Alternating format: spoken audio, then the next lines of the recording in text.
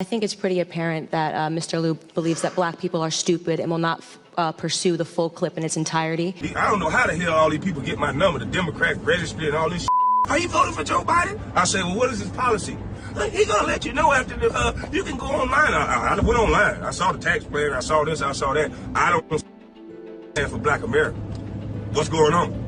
Oh, we gonna talk about, oh, no, I ain't, till I hear the debate, I'll call you back. White fragility, which basically says that black people are these hothouse flowers where everybody has to tiptoe around us and, you know, we're always crying and we're always angry and we're just so very, very, very delicate. I don't feel like that person. That book is talking down to me as far as I'm concerned. It should be used to keep tables from wobbling. That is the only use for that book. This is the greatest rigging of an American election that we are all playing a part in right now. They've crashed the economy, forced a ton of people that maybe would have been considered some conservative voting if they had a job, their lives were together. Well, now they're relying on the left's socialist system. They're relying on stimulus checks, and that means that they're going to be more inclined to vote for someone who has more socialist perspective because they're not allowed to work. Get on the line and try to talk all smart. Oh, well, you know, I went to school and I would, oh yeah, you did. You went to school and all that. Okay, yeah. You've been voting for the Democrats this whole time.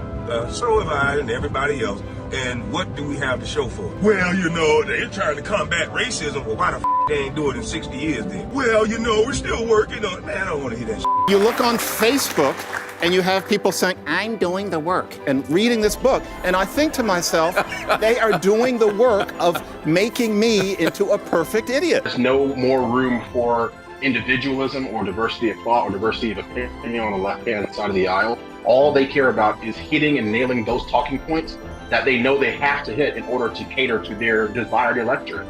And their electorate will not tolerate anything other than obeisance in the face of these violent criminals, no matter what they may have done in the past.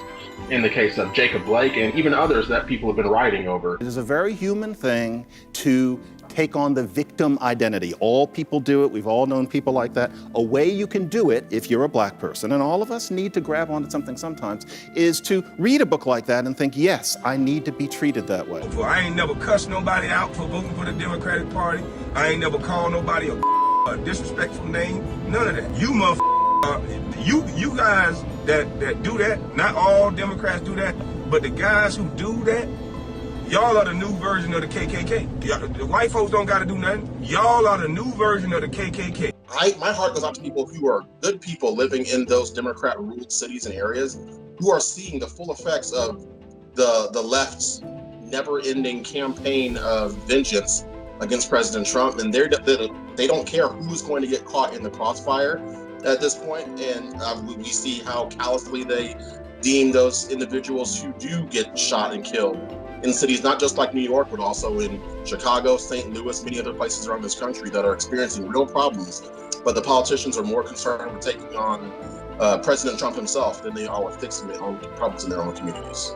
The goal in this insane society is to make black people believe that we have to fight to protect our criminals, that we have to fight to allow our criminals to live through every situation, no matter what they are doing, even if they are trying to kill someone.